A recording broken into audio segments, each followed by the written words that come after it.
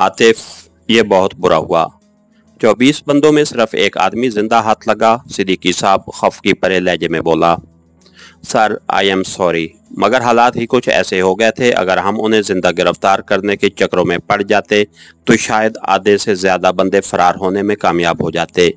इस सूरत में हमें ज़्यादा नुकसान उठाना पड़ता। फरार होने वाले का कुछ पता चला? नहीं सर, उसकी शनाख्त भी नहीं हो सकी ना। जी सर। है कहकर सिद्दीकी साहब थोड़ी देर किसी ख्याल में खोया रहा, फिर एक गहरी सांस लेकर बोला, वैसे रेंजर्स के साथ मिलकर अगर आप लोग खुद उसकी तलाश में निकलते तो शायद उसे ढूंढने में कामयाब हो जाते। सर, थर एक वसी सहरा है और उसमें छुपे हुए किसी बंदे को ढूंढना भूसे के ढेर से सुई तलाश करने के मुतरादिफ है। दूसरा, उम्मीद है कि वो बंदा बगैर वसाइल के वहां से जिंदा निकलने में कामयाब नहीं हो पाएगा। यूं भी रेंजर्स की इतला के मुताबिक जिस जीप में वो फरार हुआ था उसमें काफ़ी खून गिरा हुआ था, जिससे जाहिर होता है कि वो हमारे फायर से ज़ख्मी हो गया था। ऐसी सूरत में उसका सही सालम किसी शहर तक पहुंच जाना करामत ही हो सकती है। गिरफ्तार होने वाले बंदे से कोई काम की बात मालूम हो सकी है? वो एक पेशावर गाइड है सर। मुआवजा लेकर दोनों ममालिक के स्मगलर्स और गैर कानूनी सरहद पार करने वालों की इन पेचीदा रास्तों में रहनुमाई करता है। दोनों ममालिक के सरहदी मुहाफ़ज़ों से उसके काफ़ी गहरे तल्लुकात हैं। ये 4 गाइड थे, हर 5 दहशतगर्दों के साथ एक गाइड, 3 गाइड दहशतगर्दों के साथ ही हलाक हो गए हैं। सिर्फ यही जिंदा हाथ लगा है। इसके अलावा अगर इस केस में कोई ज़रूरी तफसील रह गई हो तो कोई नहीं सर। रेंजर्स को बताया हुआ है कि फ़रार होने वाले दहशतगर्द के जिंदा या मुर्दा गिरफ्तार होने की सूरत में हमें ज़रूर मुतला किया जाए। ओके चलो, ताकि बदरुद्दीन साहब को तफसील से सारी सूरत हाल से आगाह कर दें। चलें सर। आतिफ ने भी निशिस्त छोड़ दी। इधर उसके मजरूब बाजू की इज़्तिरारी हरकत से उठने वाली दर्द की लहर से उसकी आंख खुल गई। झोंपड़ी के खुले दरवाजे से नजर आने वाले बैरूनी मंजर से उसने अंदाज़ा लगाया कि वो काफ़ी देर गाफिल रहा है। दर्जा हरारत में हल्की सी कमी आ गई थी, मगर यह कोई काबिल ज़िक्र कमी नहीं थी। उसने उठकर झोंपड़ी से बाहर झांका। सूरज गरूब होने में कुछ देर बाकी थी। वो बाहर आ गया। जब तक वो बाकी झोंपड़ियों में झांकता, सूरज की सफेदी शोख जर्दी में बदल चुकी थी। इन झोंपड़ियों में भी उसे कोई ऐसी चीज़ ना मिली जो उसके किसी काम आ सकती। सूरज गरूब होने के मकाम से वो अपनी सिमत का तयन करके चल पड़ा। चंद घंटों के आराम और पानी पीने से गो उसकी हालत पहले की निस्बत काफ़ी बेहतर हो गई थी, मगर बाजू के दर्द में अफाके की बजाय इजाफा हो गया था। सूरज का पीला गोला आहिस्ता आहिस्ता उफक के नीचे गायब हो गया। सूरज गरूब होने के बाद भी उसे गर्मी की शिद्दत में कोई वाज़ेह कमी महसूस नहीं हो रही थी, लेकिन सहरा के मिजाज से नाआशना होने के बावजूद इतना बहरहाल वो जानता था कि रेत जल्द ही ठंडी हो जाएगी। रास्ते के बारे उसे कुछ खबर नहीं थी और ना ही वो जानता था कि उसे मजीद कितना चलना पड़ेगा। 2-3 घंटे मुसलसल चलने के बाद उसे दूर एक जगह पे रोशनी नजर आई। उसने अपना रुख उसी रोशनी की सिमत कर लिया। दूर नजर आने वाली रोशनी इतनी दूर नहीं थी जितनी उसे महसूस हुई थी। वो लालटेन की रोशनी थी और मदम होने की वजह से वो दूर महसूस हो रही थी। 2-3 घंटों के सफ़र ने उसे निढाल कर दिया था। यूं भी सहरा के अंदर चलना आम ज़मीन की निस्बत दुश्वार होता है और उसकी तो तबीयत भी ठीक नहीं थी। प्यास ने एक दफ़ा फिर अपना रंग जमाना शुरू कर दिया था। वो रोशनी से 100-150 गज दूर रुक गया। रात के अंधेरे की वजह से उसे बस्ती के फैलाव का सही अंदाज़ा नहीं पाया, मगर इक्का दुक्का झोंपड़ों में जलने वाले लालटेनों से उसे अंदाज़ा हुआ कि वो पीछे गुजरने वाली वैरान बस्ती से दुगनी तुगनी ज़रूर थी।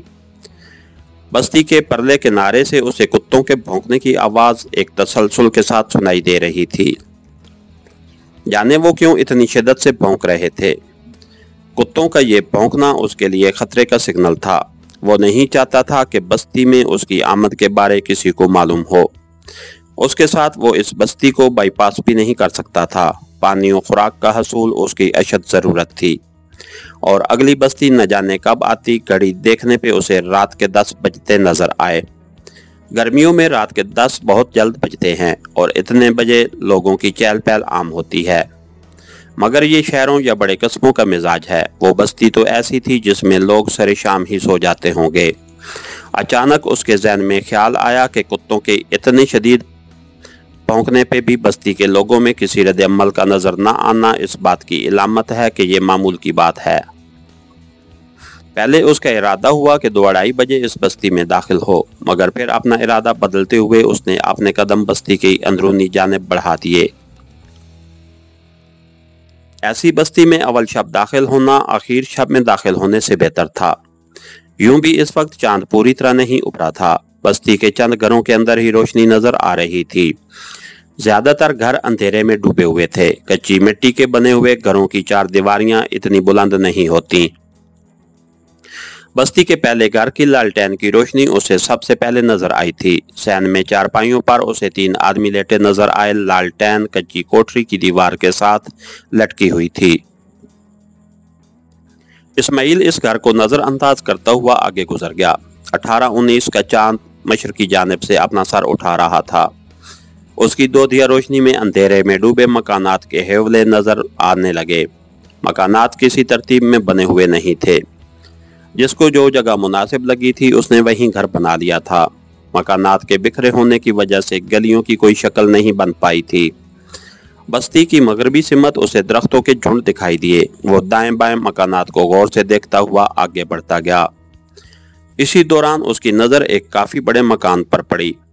उसकी 4 दीवारी भी बाकी घरों की तरह छोटी छोटी थी। सैन में निगाह दौड़ाने पे उसे 5-6 अफराद चारपाइयों पे लेटे नजर आए। 4 दीवारी अबूर करने में उसे काफ़ी वक्त दिक्कत हुई। बाएं बाजू पे मौजूद गोली के जख्म ने उसकी कारकर्दगी को अता कर दिया था। अगर 4 दीवारी 1 फुट भी मजीद ऊंची होती तो शायद उसे अबूर ना हो पाती। दीवार से नीचे उतरते वक्त कुत्ते की मौजूदगी का अंदेशा उसके जहन में जांग गजी रहा, लेकिन खैरियत रही। वो दबे पांव कच्चे कोठे की तरफ बढ़ा। कोठे का दरवाज़ा बढ़ा हुआ था। कुंडे के साथ एक लालटेन लटक रही थी जिसकी रोशनी ने घर के सैन में मलगजा सा उजाला किया हुआ था। कोठे के सामने दीवार के साथ बनी गणवंजी पे उसे मिट्टी के चंद घड़े और मटके पड़े दिखाई दिए। उनके साथ रखा मिट्टी का गिलास नुमा बर्तन उठाकर वो बेसब्री से पानी पीने लगा। खूब सैर होने के बाद वो कोठे के दरवाजे की सिमत बढ़ा। दरवाज़ा आहिस्तगी से खोलकर उसने एक नज़र सैन में पड़े अफराद पे डाली और अंदर घुस गया। दरवाज़ा खुलने पे लालटेन की रोशनी कोठे के अंदर भी आने लग गई थी। अंदर मिट्टी के एक थड़े पे 2 ट्रंक पड़े हुए थे। दाईं तरफ की दीवार के साथ 2 मशकीज़ें लटके थे।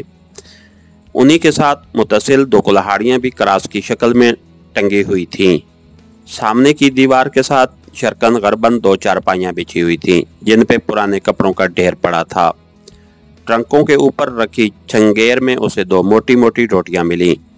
छोटा सा निवाला लेने पे उसे साफ महसूस हुआ कि वो गंदम की बजाय किसी और अनाज से बनी थी। उसे इस जिन्स पहचान न हो सकी कि जिंदगी भर वो सिर्फ गंदम की रोटी से मुस्तफिद हुआ था। चारपाई से एक जनाना दुपट्टा उठाकर उसने दोनों रोटियों को उसमें लपेट लिया कि कुछ न होने से होना बेहतर था। दोनों ट्रंकों की तलाशी लेने पे उसे सिर्फ जनाना और मर्दाना कपड़े भरे नजर आए। मुनासिब सा मर्दाना जोड़ा और एक अजरक निकालकर उसने अपने पास रख ली। रोटियों को बगल में दाबकर उसने दीवार से एक मशकीज़ा और कुल्हाड़ी उतारी और बाहर निकल आया कि उसके अलावा उसे कोठे में अपने काम की कोई चीज़ नज़र नहीं आई थी। मशकीज़े को भरने के लिए वो गड़वंजी से पानी का भरा घड़ा उठाकर मकान के पिछवाड़े आ गया। थोड़ी देर में उसने घड़े का पानी गिलास नुमा बर्तन की मदद से मशकीज़े में मुंतकिल किया और मशकीज़े को दाएं कंधे से लटकाकर वो घर का दाखिली दरवाज़ा इस्तेमाल करता हुआ बाहर निकल आया। रोटियों की पोटली और कपड़े भी गांठ लगाकर उसने कंधे से लटका लिए थे। मकान से बाहर निकलकर वो मतलूबा सिमत को चल पड़ा। दरख्तों का झुंड उसके रास्ते में ही पड़ता था। वहां एक दरख्त के तने से बंधे 2 ऊंट देखकर उसे लगा कि उसकी खुशकिस्मती अरूज पर है। सहरा के अंदर ऊंट से बेहतर सवारी का तस्वर ही नामुमकिन था। ऊंटों के कजावे उनसे चंद कदम हटकर मकान की दीवार के साथ रखे थे।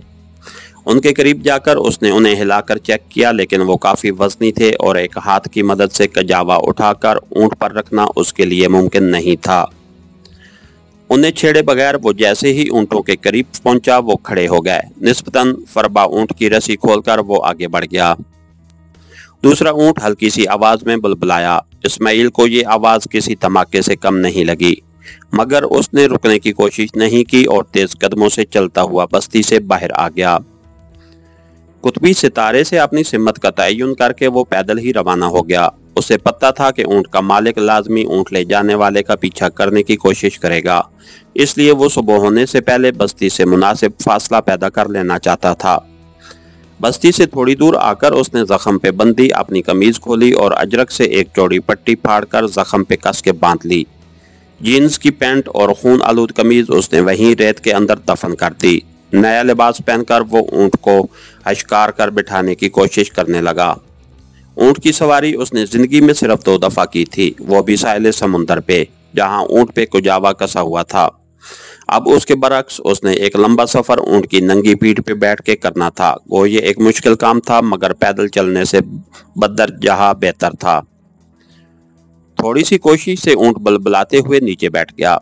एहतियात से उसकी पीठ पे बैठते हुए उसने उसकी कोहान के बालों को मजबूती से पकड़ा और नकील को हल्के से झटका दिया तो ऊंट अपने फितरती अंदाज में उठ खड़ा हुआ।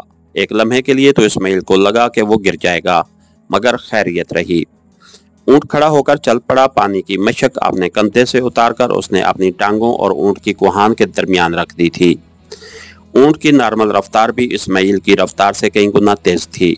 ऊंट को अगर सहरा का जहाज कहा जाता है तो कुछ गलत नहीं कहा जाता।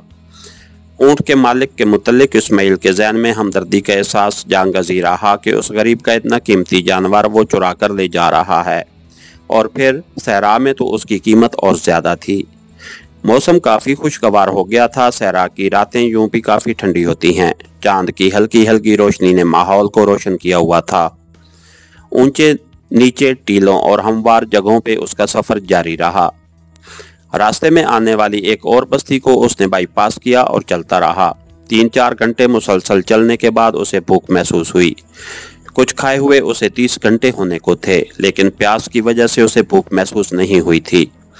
कपड़े में बंदी रोटी निकालकर वो ऊंट पे बैठे बैठे खाने लगा। रोटी घी से चौपड़ी गई थी, उसके बावजूद काफ़ी खुश्क थी। वो बमुश्किल एक रोटी खा सका। दूसरी रोटी को उसने दोबारा कपड़े में लपेट लिया। चलते ऊंट पे पानी पीना उसके लिए मुश्किल था, उसके लिए उसे ऊंट रोकना पड़ा। पानी पीकर वो दोबारा रवाना हुआ। वो जल्द अज जल्द उस सहरा से निकल जाना चाहता था, मगर शैतान की आंच से लंबा सहरा जाने कब ख़त्म होना था। सुबह सादिक होते ही उसकी बेचैन निगाहें दाएं बाएं किसी सायादार जगह को तलाश में सरगर्दां हो गईं। वो सख्त की किस्म की थकन महसूस कर रहा था। काफ़ी दूर उसे दरख्तों का एक झुंड नज़र आया जो उसके जाने की सिमत से चंद सौ गज हट कर था। उसका रुख उसी जानिब हो गया। तलुए आफताब से थोड़ा पहले वो उस झुंड के करीब पहुंच गया। ऊंट बिठाकर वो नीचे उतरा और उसकी नकेल की रस्सी दरख्त के तन्ने से बांधकर वो पाँव पिसार कर ठंडी रेत पे बैठ गया। ऊंट दरख्तों के पत्तों पर मुंह मारने लग गया था। मशकीज़े से थोड़ा सा पानी पीकर इस्माइल ने मशकीज़े को सर के नीचे रखा और लेट गया। नींद के मामले में वो बहुत सख्त जान था, मगर मुसलसल बेआरामी ने उसे थका दिया था। बाजू के जख्म में भी दर्द बढ़ता जा रहा था। ये तो उसकी खुशकिस्मती थी कि गोली बाजू से पार हो गई थी, वरना उसके लिए मजीद तकलीफ का बायस बनती। थोड़ी देर बाद ही उसकी आंखें बंद होने लगीं और वो न चाहते हुए भी सो गया। इसके साथ ही हमारी आज की एपिसोड का इख्तिताम हुआ। कहानीगर चैनल को लाइक कीजिए, सब्सक्राइब कीजिए और बेल आइकन को प्रेस कर दीजिए ताकि हर आने वाली नई वीडियो आप तक बर वक्त पहुँच सके। शुक्रिया।